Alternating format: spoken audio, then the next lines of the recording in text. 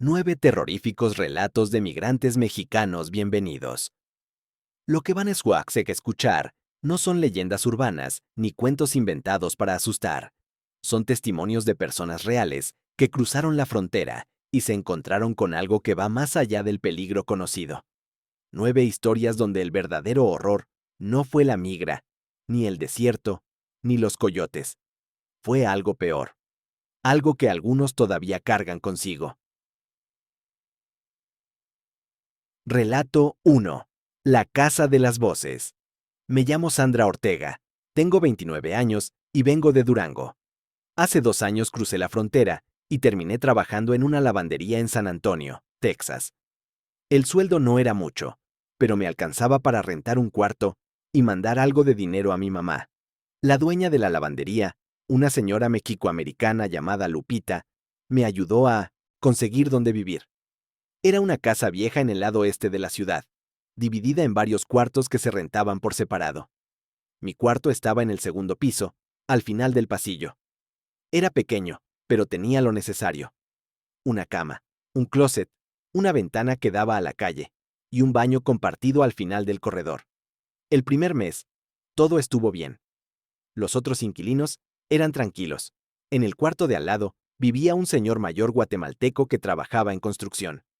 Abajo vivía una familia salvadoreña con 2 niños pequeños. Todos nos saludábamos, pero cada quien en lo suyo. Fue en la 5ª semana cuando empecé a escuchar las voces. La primera vez fue un martes como a las 3 de la mañana. Me desperté porque escuché que alguien hablaba en el pasillo. Era una voz de mujer, bajita, como susurrando. No entendía lo que decía, pero sonaba urgente, como si estuviera contándole algo importante a alguien. Pensé que era la señora de abajo, hablando por teléfono. Me volví a dormir. La noche siguiente pasó lo mismo. 3 de la mañana. La misma voz. Esta vez, presté más atención. La voz venía definitivamente del pasillo, justo afuera de mi puerta. Hablaba en español, pero las palabras se empataban, como si hablara muy rápido, o como si fueran varias personas hablando al mismo tiempo en voz baja. Me levanté y abrí la puerta despacio. El pasillo estaba completamente vacío. Las luces estaban apagadas. No había nadie. Pero juro que la voz seguía ahí. Ahora sonaba como si viniera del otro extremo del pasillo, cerca de las escaleras. Caminé hacia allá. Mientras más me acercaba, la voz se alejaba, bajando las escaleras. La seguí hasta el primer piso. Llegué a la sala común, y ahí se detuvo. O yo dejé de escucharla. El silencio era total. Solo se oía el refrigerador en la cocina.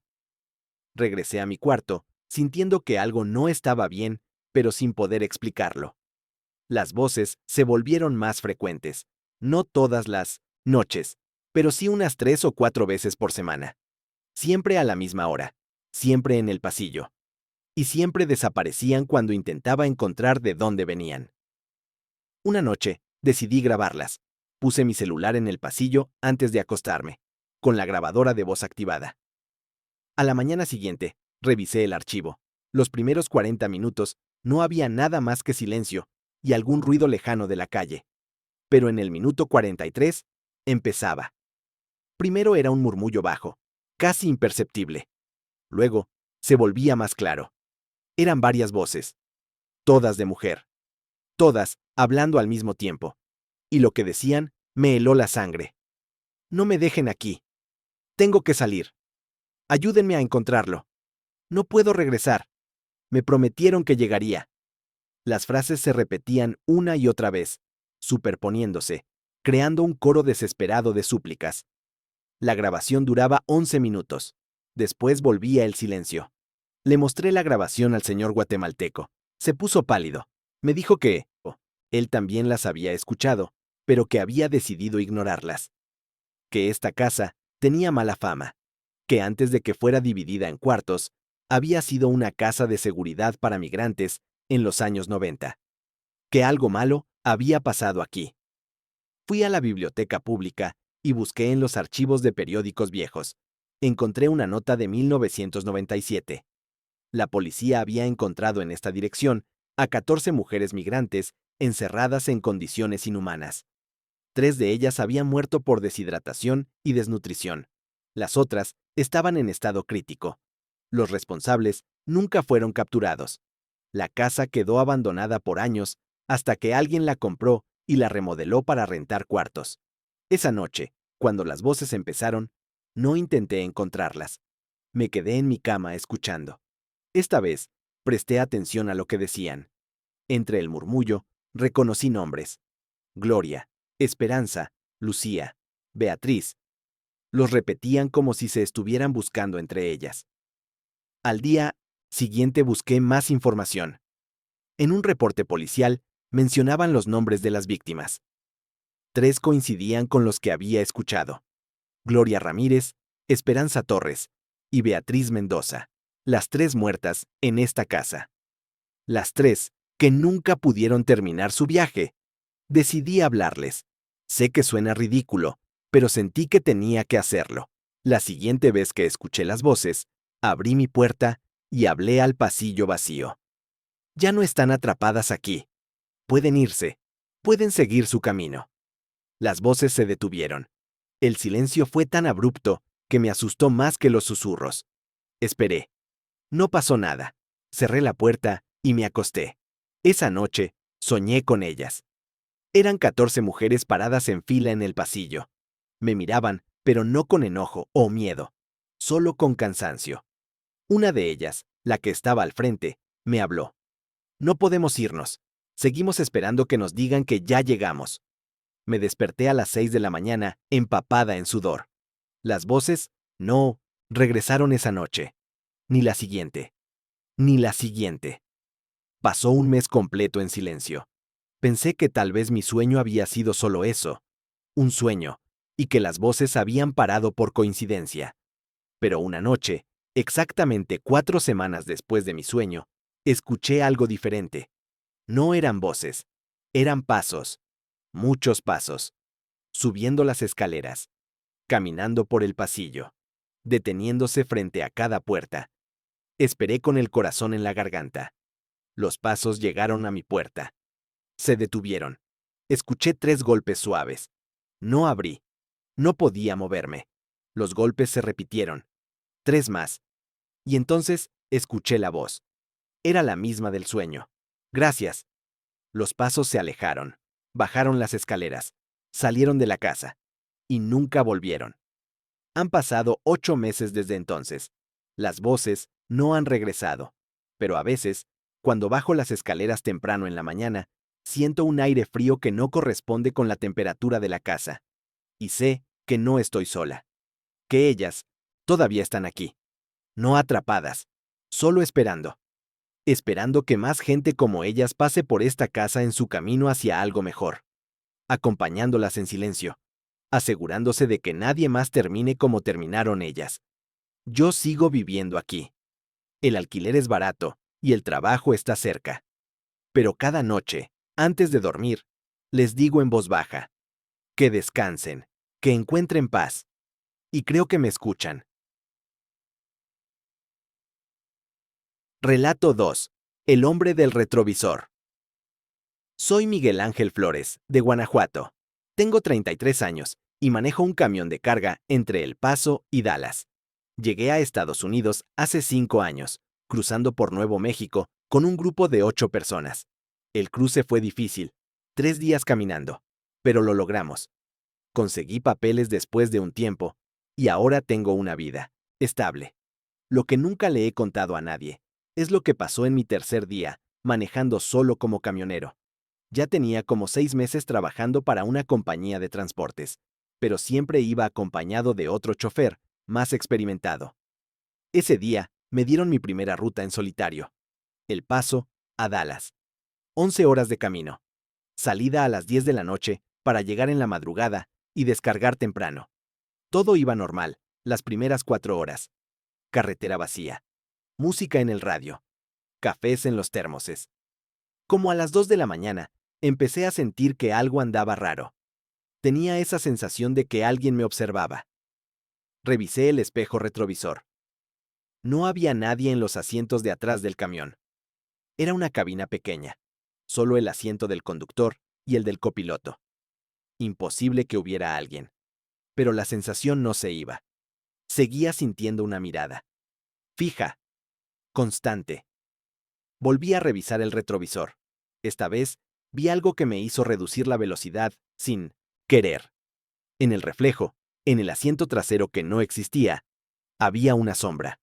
Una silueta de persona sentada. Quieta. Mirando hacia adelante. Frené en seco. El camión rechinó. Mi corazón latía como loco. Me giré para ver directamente los asientos.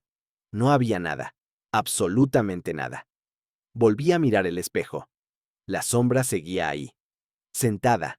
Mirando. Intenté calmarme. Es el cansancio, me dije. Son las luces de la carretera reflejándose raro. Bajé el retrovisor para que no apuntara hacia atrás. Aceleré de nuevo. Intenté concentrarme en la carretera. Pasaron 20 minutos. La incomodidad se intensificó. Volví a subir el espejo. La sombra no solo seguía ahí. Ahora estaba más adelante, más cerca. Como si se hubiera movido al asiento de en medio. El asiento que seguía sin existir. Encendí todas las luces del interior de la cabina. No había nada. Abrí la ventana. El aire frío me pegó en la cara. Seguí manejando, pero cada pocos minutos mi mirada volvía al espejo. La sombra no se movía, pero tampoco desaparecía. Decidí parar en una gasolinera. Necesitaba salir, caminar, despejarme. Vi un letrero a 10 kilómetros. Aguanté. Cuando llegué, me estacioné bajo las luces brillantes del lugar. Apagué el motor. Respiré hondo. Miré el espejo una última vez, antes de bajar. La sombra estaba en el asiento del copiloto. Salté del camión, como si me quemara. Di vueltas alrededor de la cabina. Abrí la puerta del copiloto. Vacía. Revisé atrás. Revisé abajo. Nada. Entré a la tienda de la gasolinera. El empleado, un chico joven, me vio la cara. ¿Está bien, señor? Sí, solo cansado. Dame un café grande. Mientras preparaba el café le pregunté, ¿tú manejas de noche por estas carreteras? A veces. ¿Has visto cosas raras? Se quedó callado. Me entregó el café. Depende de qué consideres raro. Sombras. Cosas en los espejos que no están realmente ahí. Su expresión cambió. Dejó de sonreír. No mires los espejos después de las 2 de la mañana en esta ruta, especialmente si vienes del Paso. ¿Por qué? Porque luego no puedes dejar de mirar, y cuando lo haces mucho tiempo, ellos se dan cuenta de que los ves. ¿Ellos quiénes? Los que se quedaron en el camino, los que iban escondidos en camiones como el tuyo, y no llegaron a donde iban. Se suben a los trailers buscando terminar el viaje. No hacen daño, solo quieren llegar. Me quedé mirándolo, sin saber qué decir. ¿Es en serio? ¿Viste algo o no? Sí. Entonces ya sabes que es en serio. Termina tu ruta. No le hagas caso. Si dejas que te asuste, no vas a poder volver a manejar de noche. Pagué el café y volví al camión. La sombra seguía en el espejo, en el asiento del copiloto. No intenté ignorarla. Esta vez la miré directamente en el reflejo. Era la forma de un hombre. Delgado, encorvado. No tenía rasgos definidos, solo era una masa oscura con forma humana. Arranqué el motor. Hablé en voz alta. Si quieres llegar a Dallas, adelante, pero no me asustes. Necesito concentrarme para que los dos lleguemos bien. La sombra no respondió. Obvio, pero juro que su postura cambió, como si se hubiera relajado un poco, como si estuviera más cómoda. Manejé las siguientes 7 horas con la sombra en el espejo. No se movió más. No intentó acercarse. Solo estaba ahí, acompañándome. Cuando llegué a Dallas y me estacioné en la bodega de descarga, miré el espejo una última vez. La sombra se había ido. Desde ese día he hecho la misma ruta docenas de veces. La sombra no ha regresado, pero a veces, cuando manejo de noche y miro el retrovisor, veo otras, diferentes, algunas en el asiento de atrás, otras paradas en la carretera, algunas haciendo señas para que pare. Nunca lo hago. He aprendido las reglas. No mirar fijo, no hacer contacto visual directo con el reflejo, no parar si veo a alguien en lugares donde no debería haber nadie. Y sobre todo, No tenerles miedo, porque el miedo las atrae, las hace sentir que pueden interactuar, y cuando empiezan a interactuar, las cosas se ponen peor. La semana pasada un compañero de trabajo, recién llegado de Jalisco, me contó que había visto algo raro en el espejo mientras manejaba.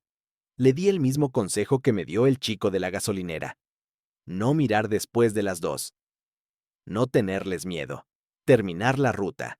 Me preguntó si yo creía en esas cosas. Le dije que no importa si creo o no. Importa lo que he visto.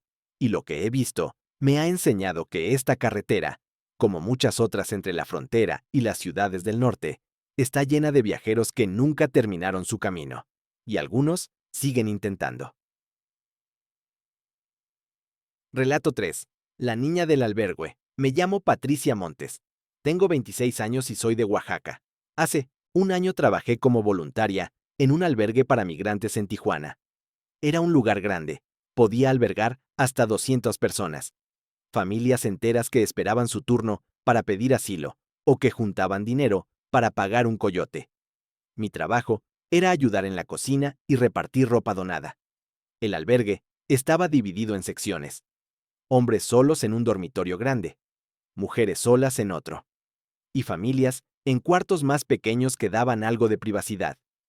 Había un patio central donde los niños jugaban durante el día. Por las noches, después de las 9, todo mundo tenía que estar en sus áreas asignadas. Las puertas se cerraban por seguridad. En mi tercer mes, ahí empecé a notar algo extraño. Había una niña que siempre estaba sola.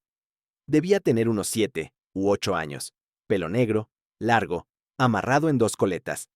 Vestía un suéter rosa desteñido y unos jeans rotos en las rodillas. Nunca hablaba con nadie. Nunca jugaba con los otros niños. Solo se sentaba en una esquina del patio, abrazando una muñeca de trapo. Le pregunté a las otras voluntarias si sabían con qué familia venía. Nadie sabía. Le pregunté a Rubén, el coordinador del albergue. Frunció el ceño. ¿Una niña sola? No debería haber ninguna niña sin familia aquí. Si ves a alguien así, repórtamelo de inmediato. Pero cuando busqué a la niña para llevarla con Rubén, no la encontré. Busqué en el patio, en los dormitorios, en la cocina. Nada, como si se hubiera desvanecido. La volví a ver 2 días después. Misma esquina, mismo suéter rosa, misma muñeca. Esta vez me acerqué directamente a ella. Hola, ¿cómo te llamas? Me miró con ojos enormes y oscuros. No respondió. ¿Dónde está tu mamá? Silencio. ¿Estás perdida? Movió la cabeza. No como diciendo que no, como diciendo que no entendía la pregunta. ¿Puedo ayudarte en algo? Finalmente habló. Su voz era tan baja que tuve que agacharme para escucharla. Estoy esperando. ¿Esperando qué? A que vengan por mí. ¿Quién va a venir por ti? No respondió. Solo siguió mirándome. Sus ojos no parpadeaban. Era inquietante. Me levanté y fui a buscar a Rubén. Lo encontré en su oficina. Está ahí, en el patio. Esquina izquierda. Fuimos juntos. El patio estaba vacío. Ni siquiera otros niños. Solo un balón abandonado. ¿Dónde? Estaba aquí hace un minuto. Rubén me miró con expresión cansada. Patricia, todos nos ponemos nerviosos cuando empezamos a trabajar aquí. Ver tanta gente sufriendo, tantas historias tristes, nos afecta. A veces la mente nos juega trucos. No me lo imaginé. Hablé con ella. ¿Qué te dijo? Que estaba esperando a que vinieran por ella. Rubén se quedó callado. Su expresión cambió. ¿Qué traía puesto? Un suéter rosa. Jeans rotos. Se pasó la mano por la cara. Ven conmigo. Me llevó a su oficina. Sacó una caja de un archivero. Dentro había fotos viejas del albergue. Fotos de hace años. Fue pasando las imágenes hasta que se detuvo en una. Es ella. Era la niña, exactamente como la había visto. Mismo suéter, mismas coletas. La foto estaba fechada 2011. Se llamaba Sofía. Vino con su mamá. Esperaban cruzar. Una noche, la mamá salió a hacer una llamada y le dijo a Sofía que la esperara en el patio. La mamá nunca regresó. La policía la encontró al día siguiente, muerta en un callejón. Asalto. Sofía se quedó aquí esperándola durante 2 semanas, hasta que Servicios Sociales vino por ella y la llevó a un orfanato. ¿Y qué pasó con ella? No sé. Perdimos contacto. Eso fue hace 13 años. ¿Por qué tendría su foto? Tomamos fotos de todos los que pasan por aquí, para los registros. Miré la foto. La niña sonreía ligeramente, pero sus ojos tenían la misma mirada vacía que acababa de ver. ¿Otros voluntarios la han visto? Rubén cerró la caja. Algunos, no muchos. Los que la ven normalmente no duran mucho tiempo. Aquí. Se van a las pocas semanas. Dicen que es muy triste trabajar en este lugar. ¿Tú la has visto? Una vez. Hace años. Ya no. Volví a mi trabajo intentando no pensar en Sofía. Pero esa noche, cuando cerré los dormitorios y apagué las luces del patio, la vi de nuevo. Estaba parada en el centro, con su muñeca, mirando hacia la puerta principal del albergue, como esperando a que alguien entrara. Me acerqué lentamente. Sofía. Se giró hacia mí. Por primera vez, pareció realmente verme. No como antes. Esta vez, había reconocimiento en sus ojos. ¿Sabes quién soy? Negó con la cabeza. Soy Patricia. Trabajo aquí. Mi mamá dijo que esperara. ¿La has visto? Se me cerró la garganta. Sofía. ¿Tu mamá? No pude terminar. ¿Cómo le dices a una niña, aunque sea un fantasma, que su madre está muerta? ¿Que lleva muerta 13 años? Ella va a volver. Me prometió que solo iba a hacer una llamada. Sofía, han pasado muchos años. No, ella. Salió hoy en la mañana. Solo tengo que esperar. Y en ese momento, entendí. Para Sofía, el tiempo no había pasado. Seguía siendo esa noche de 2011. Seguía esperando a una madre que nunca regresaría, atrapada en un loop eterno de espera. ¿Quieres que te acompañe mientras esperas? Asintió. Me senté en el suelo del patio con ella. No hablamos, solo estuvimos ahí. Después de unos minutos, se recargó en mi hombro. Pesaba. Se sentía real, caliente, viva. Estoy cansada de esperar. Susurró. Lo sé. Pero le prometí que estaría aquí. Cumpliste tu promesa. Esperaste. Pero creo que está bien que descanses ahora. ¿Cómo puedo descansar si ella no ha vuelto? Tal vez ella ya está descansando, y está esperando a que tú también lo hagas para verse de nuevo. Sofía levantó la cabeza y me miró. ¿Tú crees? Sí. Se quedó pensando. Luego abrazó su muñeca más fuerte. Tengo miedo de irme. ¿Y si viene y ya no estoy? Si viene, yo le voy a decir que fuiste muy valiente, que la esperaste mucho tiempo, y que ahora estás descansando. Lágrimas comenzaron a caer por su rostro. No hizo ruido al llorar. Solo dejó que las lágrimas cayeran. ¿Me prometes que se lo vas a decir? Te lo prometo. Cerró los ojos. Cuando los volvió a abrir, parecía más joven, más en paz. Gracias. Y desapareció. No se desvaneció lentamente, solo dejó de estar ahí, como si nunca hubiera existido. Pero en el suelo, donde había estado sentada, quedó su muñeca de trapo. La recogí. Era vieja, gastada, pero real. La llevé a la oficina de Rubén y la dejé en su escritorio con una nota. Sofía ya descansó. Al día siguiente, Rubén no dijo nada sobre la muñeca. Solo asintió cuando llegué a trabajar. Como si entendiera. Han pasado 8 meses. Sofía no ha vuelto a aparecer. A veces pienso en ella. ¿En cuántos años pasó esperando? ¿En cuántas personas la vieron, pero no se detuvieron a hablarle? En si realmente encontró a Bio Sondres, su mamá del otro lado. Ya no trabajo en el albergue. No porque me asustara ver a Sofía, sino porque después de ella empecé a ver a otros. Más niños, más adultos, más personas atrapadas en momentos específicos de su viaje. Esperando, buscando, perdidos. Y no podía ayudarlos a todos. No tenía las palabras. No tenía las respuestas. Solo tenía mi presencia. Y a veces, eso no es suficiente. Relato 4. El tatuaje. Soy Fernando Ruiz, de Sinaloa. Tengo 31 años. Crucé hace 3 años, y desde entonces vivo en Phoenix, trabajando en jardinería. La historia que voy a contar empieza antes del cruce, en la casa de seguridad, donde nos tuvieron una semana esperando el momento correcto para salir. Éramos como 20 personas ahí. La casa estaba en Mexicali, escondida en una colonia, que parecía normal. Por fuera, era una casa común. Por dentro estaba llena de colchones en el suelo, y ventanas tapadas con cartón negro. No podíamos salir. No podíamos hacer ruido. Solo esperar. Entre el grupo había un tatuador profesional. Se llamaba Víctor y venía de Guadalajara. Traía su equipo guardado en una mochila y para pasar el tiempo ofrecía tatuar a quien quisiera. Nada elaborado, solo cosas simples. Nombres, fechas, símbolos pequeños. Cobraba barato. Algunos aceptaban. Yo no iba a hacerlo. No me gustan los tatuajes. Pero en el cuarto día de encierro, aburrido, le pregunté cuánto cobraría por un diseño específico. Quería la fecha de nacimiento de mi hija. Algo que me recordara por qué estaba haciendo esto. 100 pesos, dijo Víctor. Me pareció justo. Esa tarde me senté en un rincón mientras Víctor preparaba sus agujas. Otros miraban. Alguien puso música en su celular para disimular el sonido de la máquina. Víctor empezó a tatuar en mi antebrazo izquierdo. Los números: 15-08-2018. La fecha de nacimiento de mi hija Camila. Dolía, pero era soportable.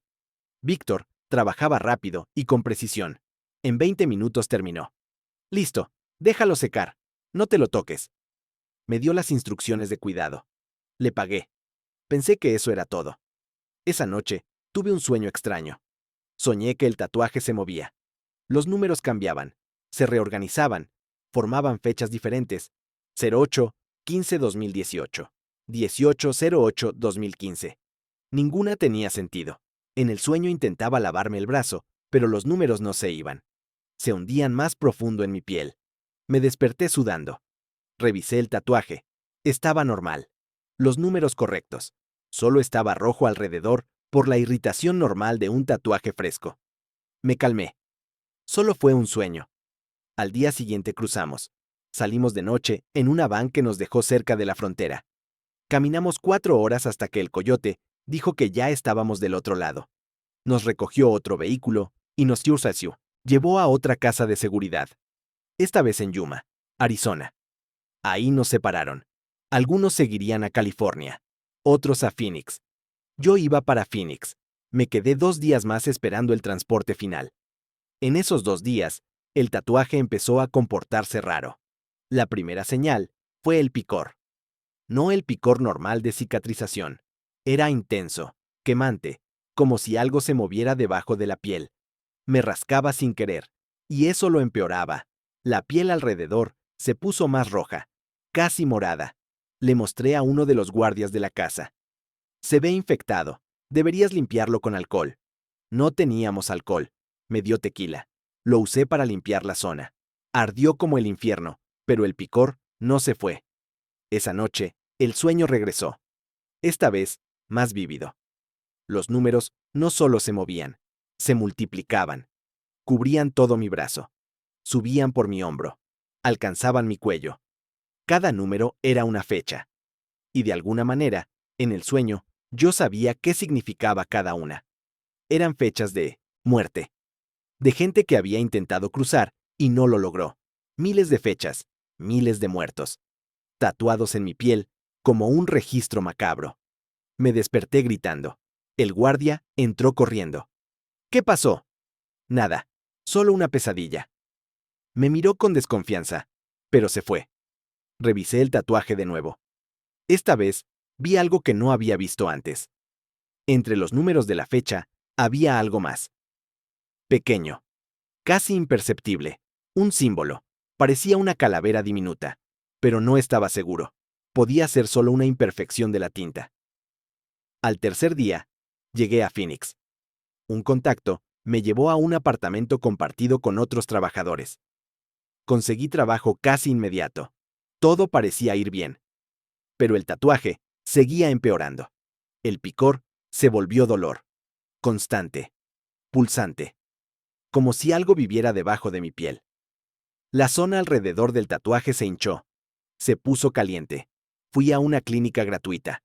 La doctora lo examinó. ¿Dónde te hiciste esto? En México, antes de cruzar.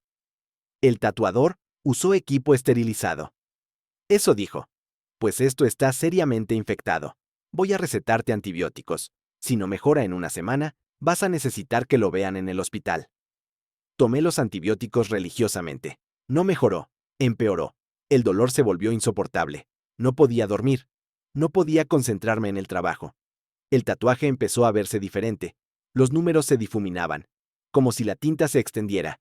Y ese símbolo, la calavera que pensé haber visto, ahora era claro. Y había más. Pequeños símbolos alrededor de los números. Cruces. Lágrimas. Manos rezando. ¿Cómo era posible?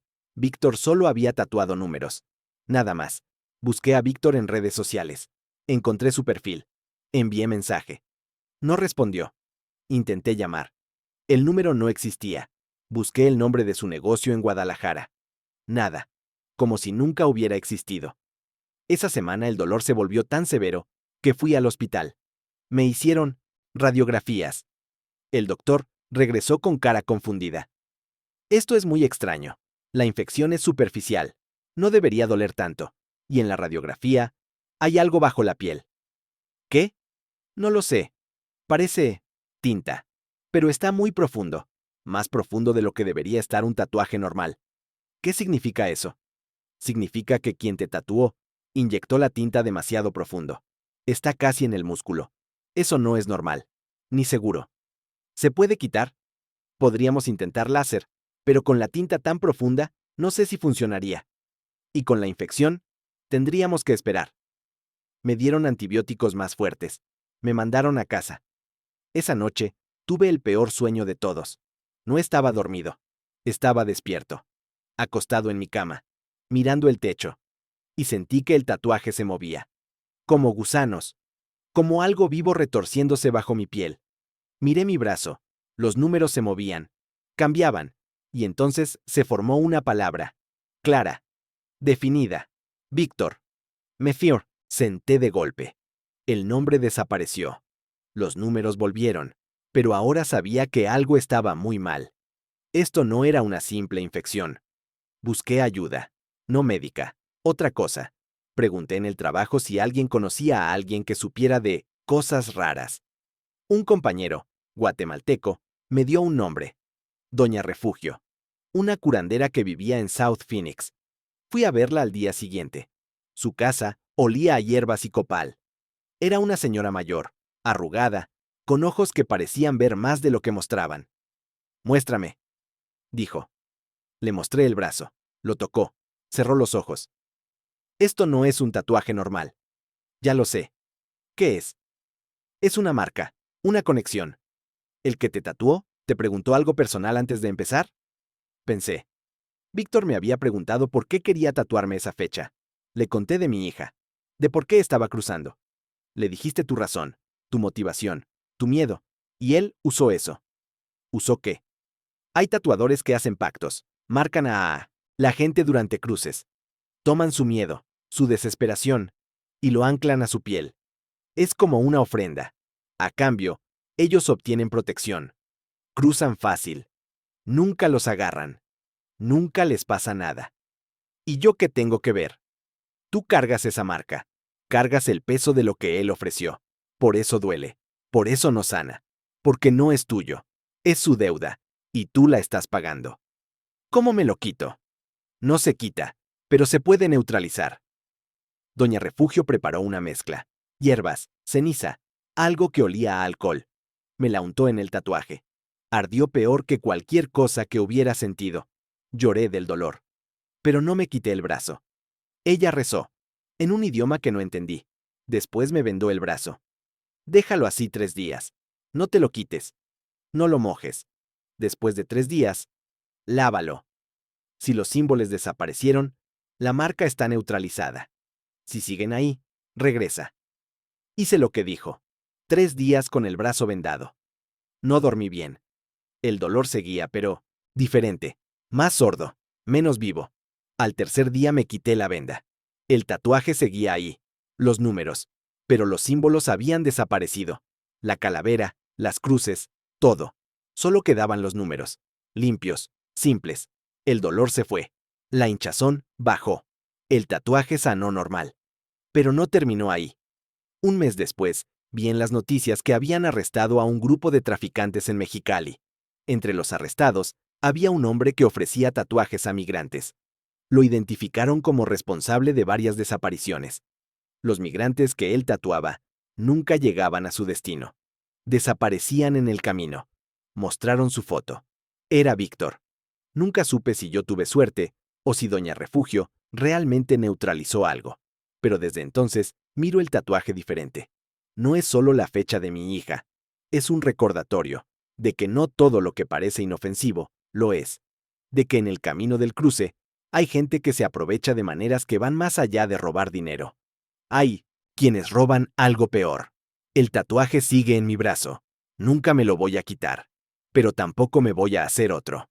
Uno es suficiente, más que suficiente.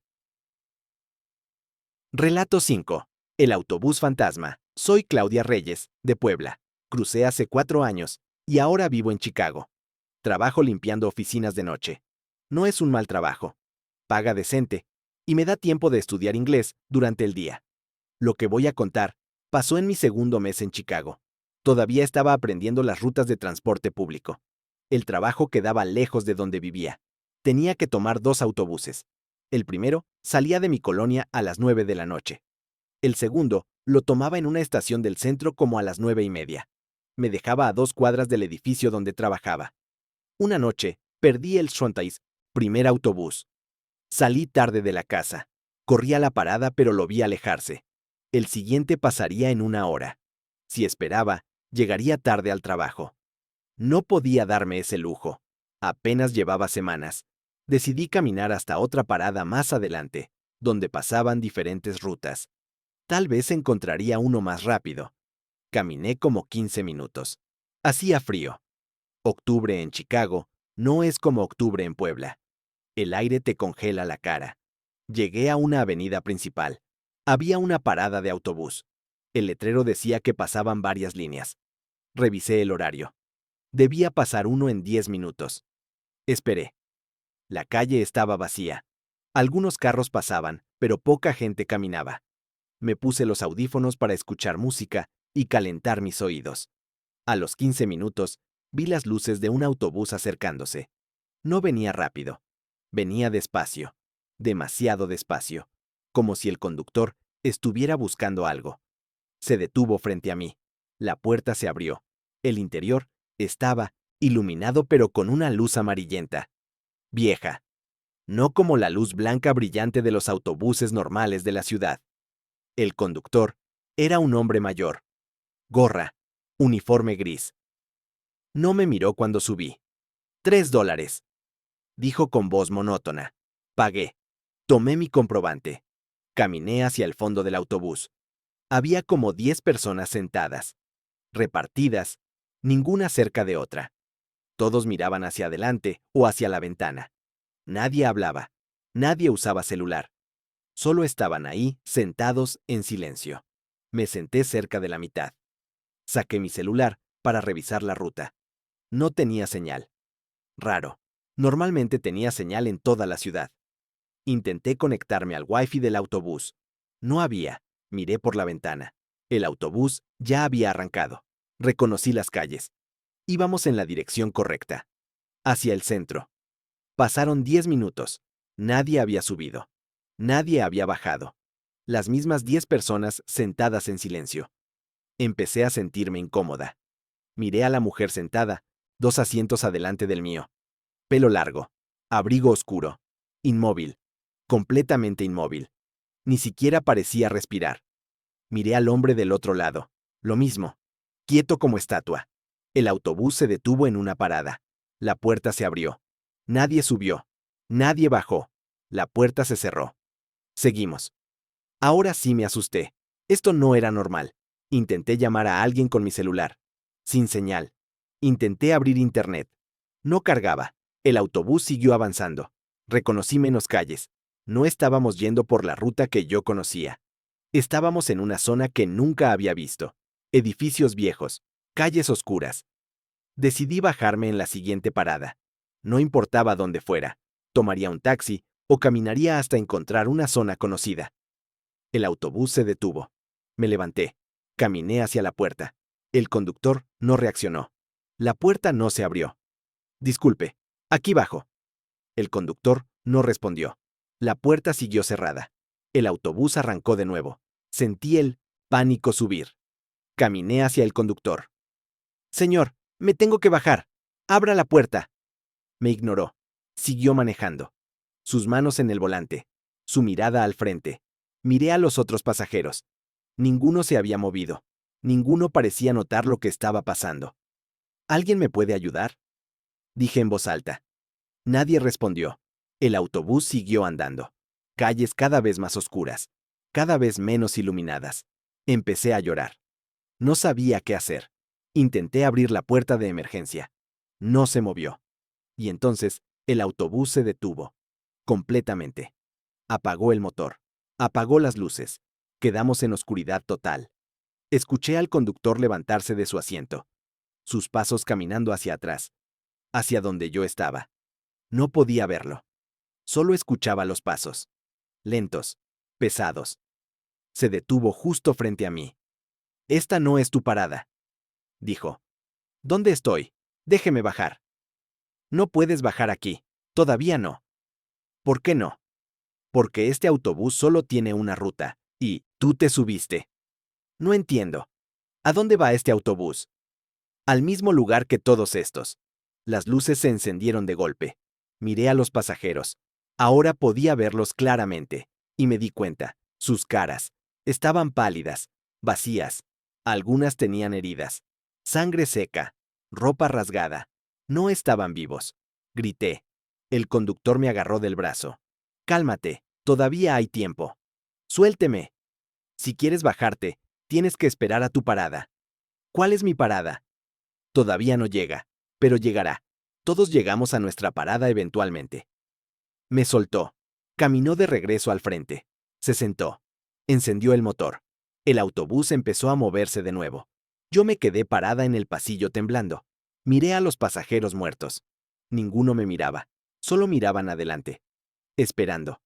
El autobús dobló en una calle. Y de repente reconocí algo. Era la estación del centro donde yo normalmente cambiaba de autobús. Estábamos de regreso en zona conocida. El autobús se detuvo en la parada. La puerta se abrió. «Aquí bajas», dijo el conductor. No lo pensé dos veces. Corrí hacia la puerta. Bajé. Casi me caigo de lo rápido que salí. El autobús cerró la puerta. Arrancó. Lo vi alejarse. Intenté ver el número de la ruta. No tenía. El letrero donde debería decir el número estaba en blanco. Me quedé parada en la parada temblando. Revisé mi celular. Tenía señal. Tenía hora. Habían pasado solo 20 minutos desde que me subí a ese autobús, pero había sentido como horas. Esperé el autobús correcto. Cuando llegó, casi lloro de alivio. Era normal. Luz brillante. Gente normal usando celulares. Conductor joven que me saludó. Llegué al trabajo. No le conté a nadie. ¿Qué iba a decir? ¿Que me subí a un autobús de muertos? Pero empecé a investigar. Busqué en internet. Autobús fantasma Chicago. Encontré historias. Varias. Gente que reportaba haberse subido a autobuses que no seguían rutas normales. Autobuses, con pasajeros extraños. Autobuses que desaparecían. Algunos decían que eran autobuses que habían tenido accidentes décadas atrás, que los conductores y pasajeros muertos seguían haciendo sus rutas. Otros decían que eran trampas, que si te bajabas en la parada equivocada, nunca regresabas. No sé qué era, solo sé que tuve suerte, que me bajé en la parada correcta, que mi tiempo todavía no llegaba. Desde entonces, solo tomo autobuses que conozco, que tienen número claro, que tienen pasajeros normales, y nunca, nunca me subo si el conductor no me mira a los ojos cuando pago. Porque aprendí que hay cosas que se mueven entre los vivos, pero no son de este mundo, y a veces, sin querer, te puedes subir a su camino. Y si no tienes cuidado, te quedas ahí, para siempre. Relato 6. La llamada. Me llamo Jorge Castillo. Soy de Veracruz. Tengo 35 años y llevo 6 años viviendo en Los Ángeles. Trabajo en un restaurante mexicano como cocinero. Mi vida es sencilla. trabajo, casa, mandar dinero a mi familia. Nada extraordinario. Hasta hace 6 meses. Todo empezó con una llamada telefónica. Era medianoche. Estaba dormido. Mi celular sonó. Número desconocido. Normalmente no contesto a números que no conozco. Pero era tarde. Pensé que podía ser emergencia. Contesté. ¿Bueno? Silencio. ¿Bueno? ¿Quién habla? Más silencio. Pero no era silencio vacío. Escuchaba algo, como estática, como viento, como si la llamada viniera de muy lejos. Colgué. Me volví a dormir. La siguiente noche pasó lo mismo. Medianoche. Número desconocido. Contesté. ¿Quién es? Esta vez, escuché algo diferente. Una voz, muy baja, casi inaudible. Jorge. Mi nombre. Dijeron mi nombre. ¿Quién habla? Jorge. Ayúdame. Era voz de hombre. Sonaba, desesperada, asustada. ¿Quién es usted? ¿Cómo consiguió mi número? Por favor, no sé dónde estoy. ¿Está perdido? ¿Necesita que llame a alguien? No puedo. No puedo salir. La llamada se cortó. Intenté devolver la llamada. El número no existía. Mensaje de error. Pensé que era una broma. Alguien molestando. Bloqueé el número. La tercera noche sonó de nuevo. Mismo número. A pesar de haberlo bloqueado. Medianoche exacta. Esta vez no contesté. Dejé que fuera a buzón. En la mañana revisé. Había mensaje. Lo reproduje. Eran gritos. Gritos de terror. De dolor. Duraban 15 segundos. Luego se cortaba. Borré el mensaje. Bloqueé el número de nuevo. Puse mi celular en modo no molestar. Pero la cuarta noche, mi celular sonó de todos modos. A medianoche. El modo no molestar no funcionó. Era el mismo número. Contesté enojado. ¿Qué quieres? ¿Quién eres? Jorge, estoy en el desierto. ¿Qué? Estoy perdido. Hace días. No encuentro la salida. ¿De qué hablas? Nos dejó el coyote. Nos dijo que esperáramos. Nunca regresó. Mis compañeros murieron. Yo sigo aquí. ¿Estás cruzando? ¿Necesitas que llame a la policía? No sirve. Ya intenté. Nadie viene. Llevo mucho tiempo. ¿Cuánto tiempo? Silencio. No lo sé. Los días se mezclan. ¿Dónde estás exactamente? En el desierto. Entre Sonora y Arizona. Por favor, tienes que ayudarme. ¿Cómo conseguiste mi número? Lo encontré. En una mochila. Alguien lo tenía anotado. ¿De quién? No sé. Está muerto. Sentí frío en la espalda. ¿Por qué me llamas a mí? Porque tu número está aquí.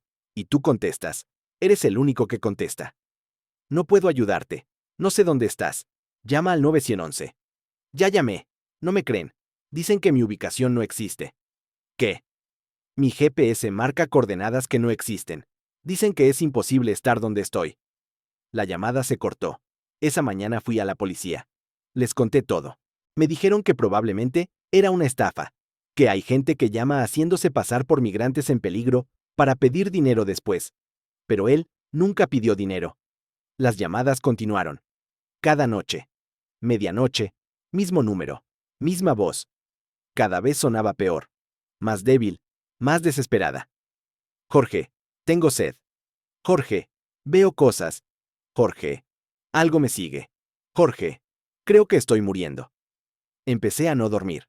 Me quedaba despierto esperando la llamada. Cuando sonaba, contestaba. Intentaba ayudar, pero no había nada que pudiera hacer. Una noche, le pregunté su nombre. Carlos, me llamo Carlos Vega. ¿De dónde eres, Carlos? Michoacán. Tengo 28 años. Dejé a mi esposa y mi hijo. Necesitaba trabajo. ¿Cuándo cruzaste? Pausa larga. No estoy seguro. Hace tiempo. Mucho tiempo. ¿Qué año? 2015. Salimos en julio de 2015. Se me heló la sangre. Estábamos en 2024. Carlos, eso fue hace 9 años. No puede ser. Llevo aquí solo unos días. Carlos, escúchame. Necesitas buscar ayuda real. Yo no puedo ayudarte desde aquí. No hay nadie más aquí. Solo tú. Solo tú contestas. ¿Y tu familia? ¿Han sabido de ti? Empezó a llorar. No sé, no tengo forma de contactarlos. Este número es el único que funciona. Esa noche investigué. Busqué Carlos Vega desaparecido 2015 Frontera. Encontré un reporte. Carlos Vega Ramírez, 28 años, Michoacán. Reportado desaparecido en julio de 2015, mientras intentaba cruzar la frontera por Arizona. Nunca se encontró su cuerpo. Su familia puso denuncia. Se asumió muerto. Era él. La siguiente llamada, le dije la verdad. Carlos, estás muerto. Silencio. ¿Qué? Moriste en 2015. Tu familia te buscó. Nunca te encontraron. Llevas 9 años desaparecido. No, no puede ser. Yo estoy aquí. Estoy vivo. Tengo sed. Tengo calor. No estás vivo, Carlos. Estás atrapado. En algún lugar entre este mundo y el otro. No, no, tú estás mintiendo. Busqué tu nombre. Hay reportes. Tu familia te lloró. Siguen buscándote. Empezó a gritar. Gritos de negación. De miedo. La llamada se cortó. No volvió a llamar esa noche. Ni la siguiente. Ni la siguiente. Pensé que había terminado. Que tal vez decirle la verdad lo había liberado. O que había dejado de poder llamar. Pero una semana después, medianoche, la llamada regresó. Esta vez no era Carlos. Era otra voz. De mujer. Jorge, ayúdame. ¿Quién eres? Estoy perdida. En el desierto. Llevo días. ¿Puedes ayudarme? ¿Cómo te llamas? Ana. Ana Jiménez. Tengo 24 años. Soy de Oaxaca. No. No otra vez. Ana. ¿Cuándo cruzaste? Hace unos días. 3 o 4. ¿Qué año es? 2016. Abril de 2016. Cerré los ojos. Ana. Estamos en 2024. Ella también empezó a llorar. Desde entonces las llamadas no paran. Cada noche. Diferentes voces. Diferentes nombres. Todos muertos. Todos perdidos en el desierto en diferentes años. Todos atrapados en su último momento de vida. Llamándome porque de alguna manera mi número está ahí. En ese limbo. Accesible para ellos. He intentado cambiar de número. La llamada sigue llegando. He intentado destruir el celular. Compré uno nuevo. La llamada llega al nuevo. He intentado no contestar. Pero si no contesto, dejan mensajes. Docenas. Cientos. Llenando mi buzón de voces desesperadas, pidiendo ayuda que no puedo dar. No sé por qué yo. No sé cómo mi número terminó siendo el puente entre este mundo y donde sea que están ellos. Lo que sé es que cada noche, a medianoche, mi celular suena. Y yo contesto. Porque si no lo hago, ¿quién lo hará? Si yo no escucho sus voces, ¿quién lo hará? Son cientos, miles probablemente. Todos los que se perdieron, todos los que murieron intentando cruzar. Y todos tienen mi número, todos me llaman. Y yo sigo contestando, porque es lo único que puedo hacer.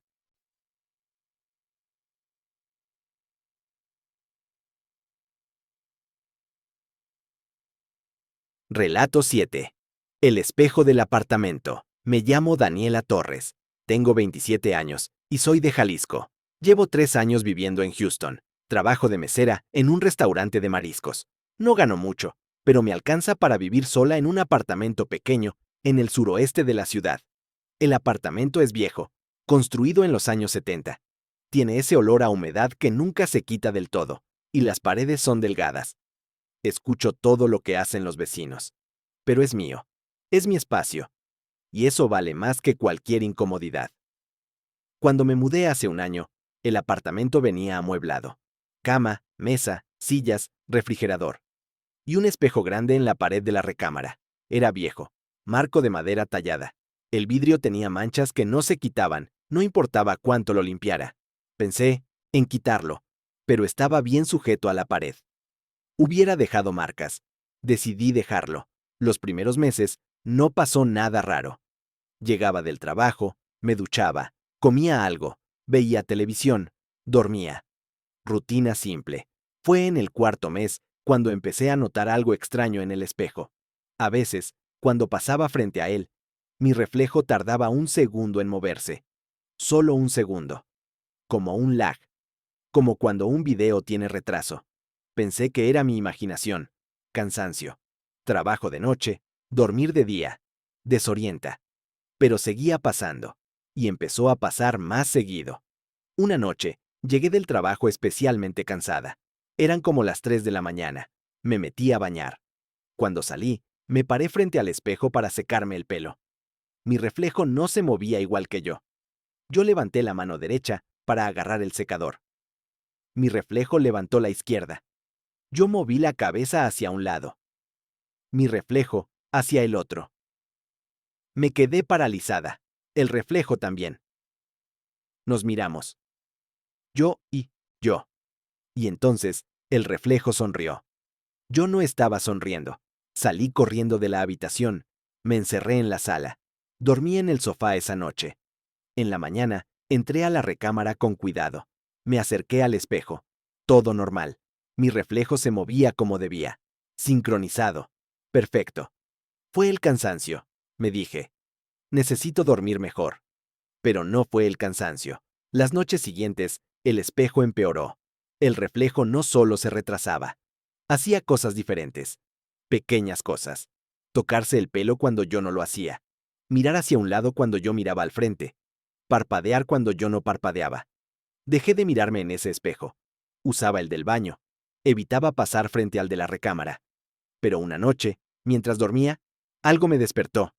Eran como las 4 de la mañana. Sentí que alguien me observaba. Esa sensación que no se puede ignorar. Abrí los ojos. La habitación estaba oscura, pero había luz viniendo de algún lado. Una luz tenue, azulada. Venía del espejo. El espejo brillaba. No reflejaba la habitación. Mostraba otra cosa. Una habitación diferente. Parecida a la mía, pero no igual. Las paredes eran de otro color. Los muebles estaban en posiciones diferentes. Y había alguien parado en esa habitación. Una mujer. Mirando hacia mí. Hacia el espejo. Como si ella también pudiera verme. Me quedé inmóvil. La mujer se acercó al espejo. Era como mirarme a mí misma. Mismo pelo. Misma altura. Pero no era yo. Su expresión era diferente. Más triste. Más cansada. Levantó la mano y tocó el vidrio. Desde su lado. Vi su mano presionando. Como si intentara atravesarlo. Escuché su voz. Amortiguada. Como si viniera de muy lejos. Déjame salir. Me levanté de la cama de un salto. Encendí la luz. El espejo volvió a la normalidad. Reflejaba mi habitación. Mi cama. A mí parada temblando. Esa mañana llamé al casero. Quiero que quiten el espejo de mi recámara. ¿Por qué? Está roto. No. Solo quiero que lo quiten. Eso va a costar. Y va a dejar marcas en la pared que usted tendría que reparar. No importa. Quítenlo. Señorita Torres, ese espejo lleva ahí desde que se construyó el edificio. Es parte de la estructura. No se puede quitar sin dañar la pared seriamente. ¿No se puede quitar? Técnicamente sí, pero le va a costar como $1000 la reparación. No tenía $1000. Colgué. Esa noche cubrí el espejo con una sábana. Lo clavé con tachuelas alrededor del marco para que no se cayera. Funcionó por 3 días. Al cuarto día, cuando llegué del trabajo, la sábana estaba en el suelo. Las tachuelas seguían en su lugar, pero la sábana había sido removida. Desde adentro, el espejo estaba descubierto. Y en el vidrio había algo escrito. Con dedo. Como cuando escribes en un vidrio empañado. ¡Ayúdame! Agarré mis cosas. Salí del apartamento. Me fui a dormir a casa de una compañera del trabajo. Le dije que había problema con las tuberías. No le conté la verdad. 2 días después tuve que regresar. No podía seguir durmiendo en casas ajenas. Era mi apartamento. Tenía que enfrentarlo. Contraté a una señora que hacía limpias. Se llamaba Esperanza. Era de Chiapas. Vino con hierbas, velas, agua bendita. Le mostré el espejo. Ella lo miró y se puso pálida. Este espejo está conectado. ¿Conectado a qué? A otro lugar, otro tiempo, o a otra persona. ¿Se puede cerrar la conexión? Depende. ¿Sabes quién vivió aquí antes que tú? No sabía. Llamé al casero de nuevo. Le pregunté sobre los inquilinos anteriores. Han pasado varios. La última antes de usted fue una mujer. Daniela algo. Daniela Torres, creo. Se me heló la sangre. Daniela Torres. ¿Como yo? Sí. Qué coincidencia, ¿no? Mismo nombre. ¿Qué pasó con ella? No sé. Se fue. Terminó su contrato y no renovó. ¿Cuándo? Hace como 5 años. Colgué. Le conté a Esperanza. Ella asintió como si lo hubiera sabido. No es coincidencia. Es la misma persona. ¿Cómo? Yo soy yo. Ella era ella. ¿Estás segura? No entendía qué quería decir.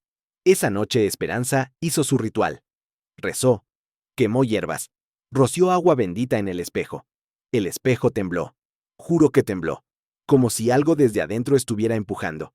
Esperanza gritó oraciones más fuerte. El temblor paró. Ya está. La conexión está cerrada. ¿Segura? Por ahora sí, pero este espejo no es normal. Si puedes, múdate. Si no puedes, no lo mires. Nunca. Ni de día, ni de noche. Porque si vuelves a hacer contacto, la conexión se abrirá de nuevo. Le pagué. Se fue. Seguí su consejo. Vivo en ese apartamento todavía, pero nunca miro el espejo.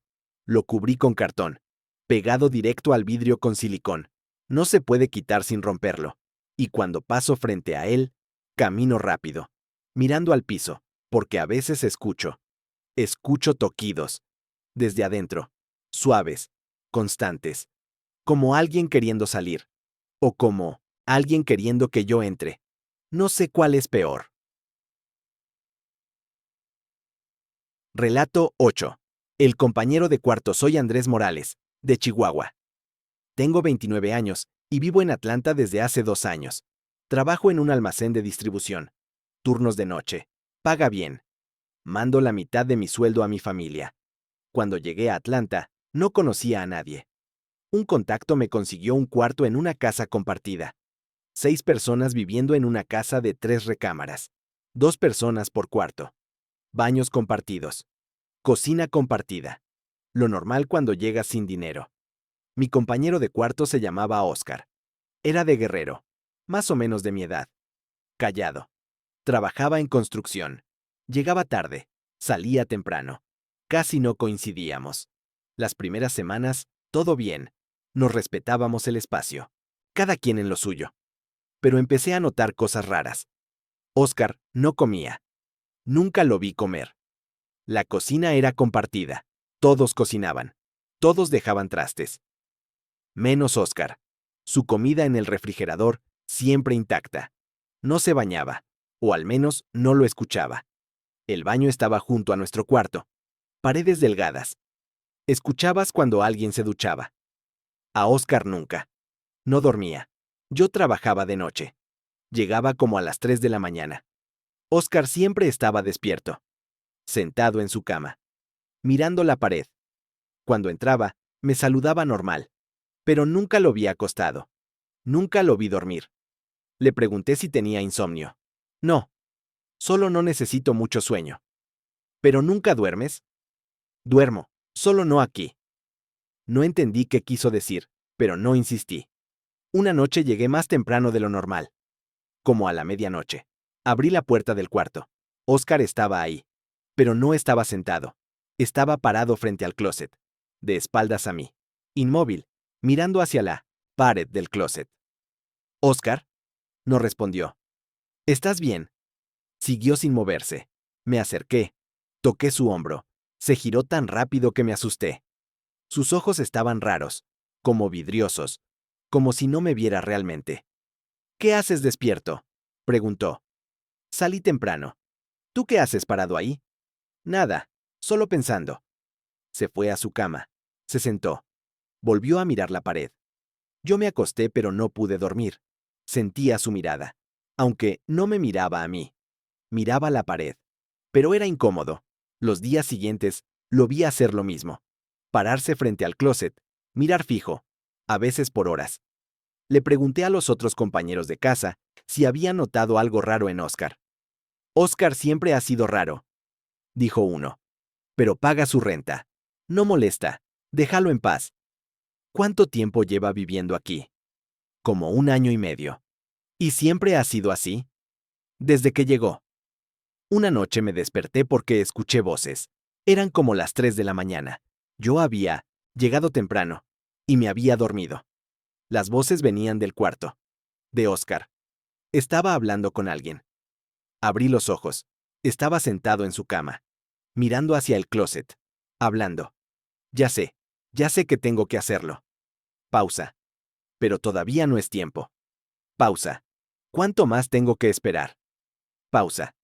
Está bien, voy a esperar. Colgó. Pero no tenía celular en la mano. No tenía nada. Estaba hablando solo. O con alguien que yo no podía ver. Oscar, ¿con quién hablabas? Me miró como si acabara de notar que estaba ahí.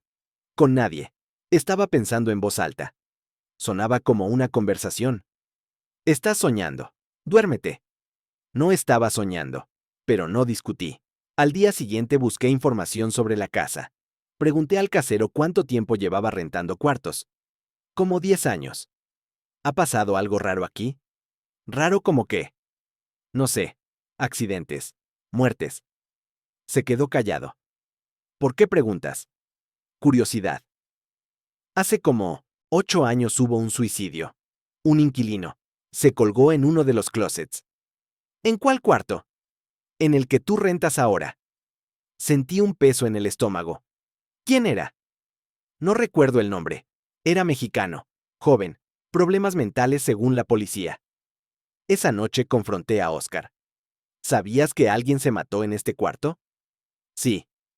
¿Por qué no me dijiste? No preguntaste. ¿Por eso te quedas mirando el closet? Se quedó callado. Oscar, ¿con quién hablas de noche? Con él. ¿Con quién? Con el que se mató.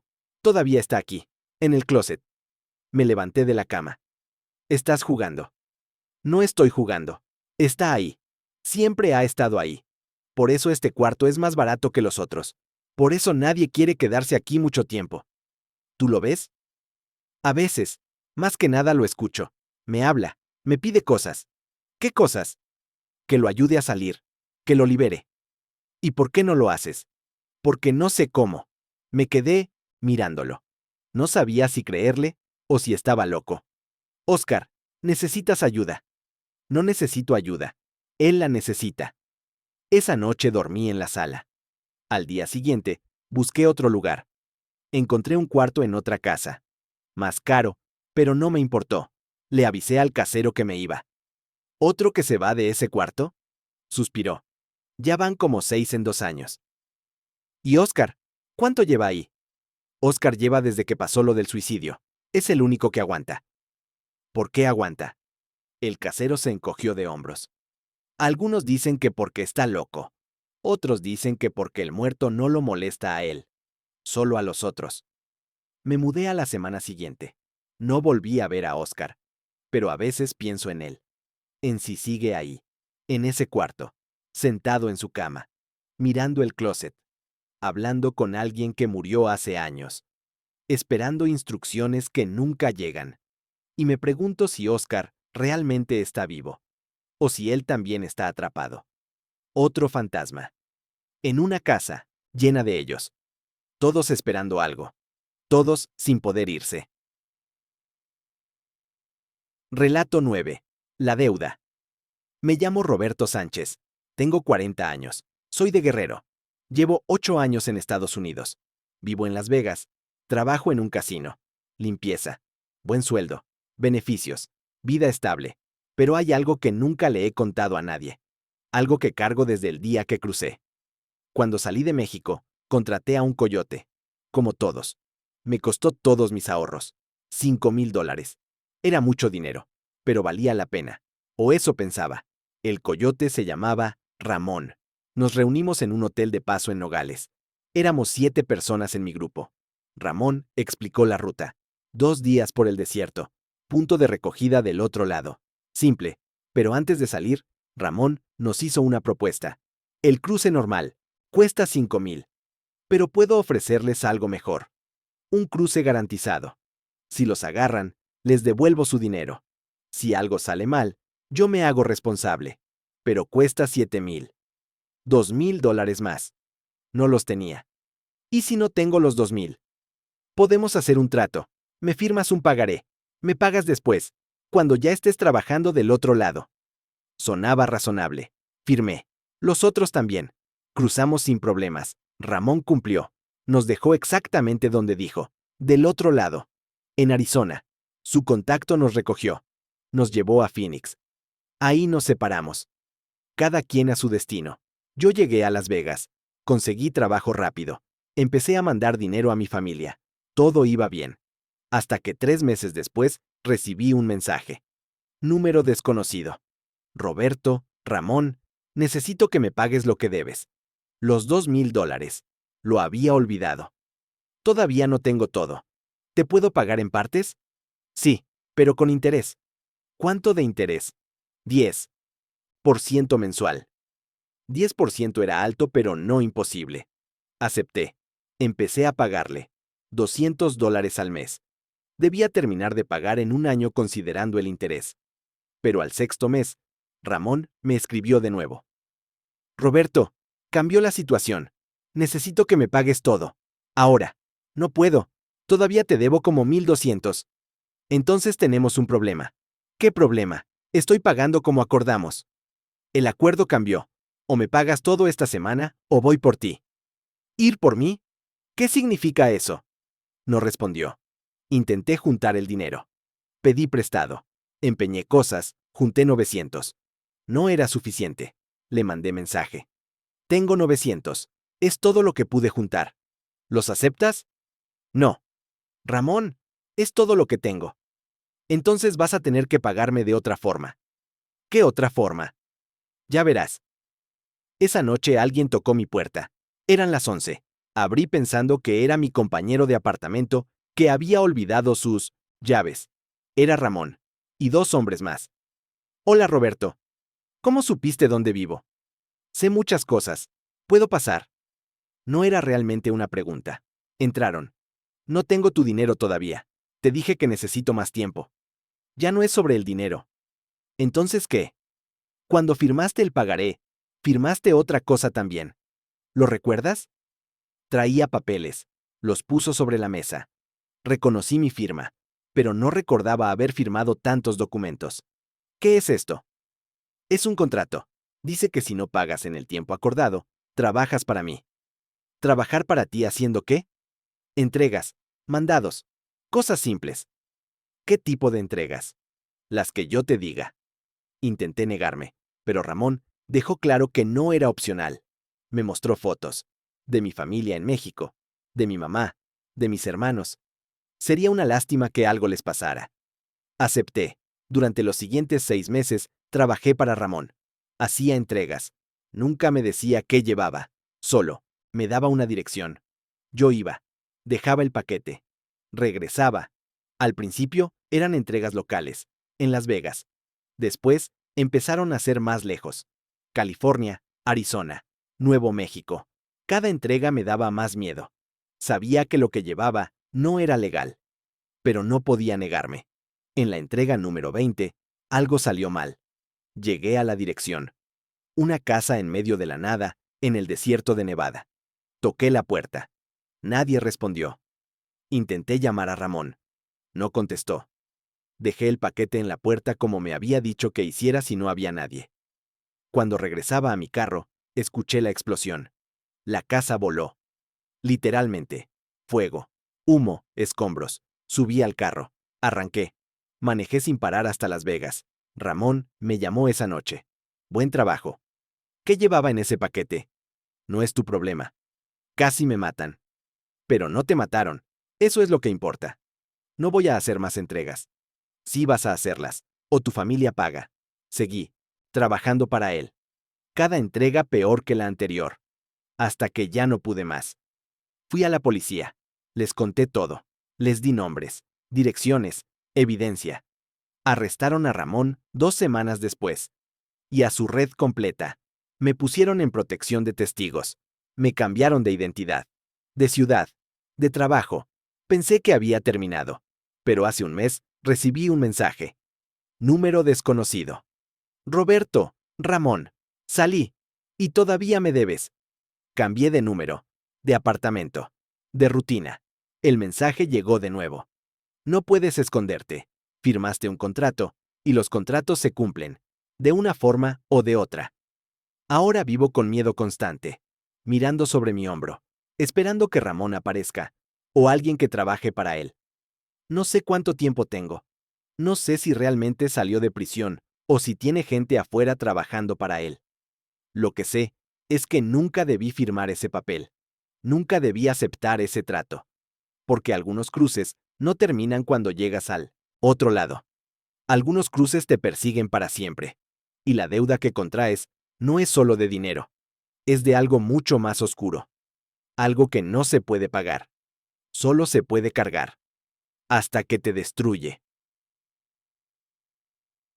9 historias. 9 cruces. 9 precios que se pagaron más allá del dinero. El desierto se traga muchas cosas. Cuerpos, esperanzas, sueños. Pero a veces también deja cosas atrás. Cosas que no pueden descansar. Cosas que siguen buscando. Cosas que todavía llaman. Y a veces, esas cosas te encuentran. No en el desierto, sino después. Cuando ya creías que estabas a salvo. Fin.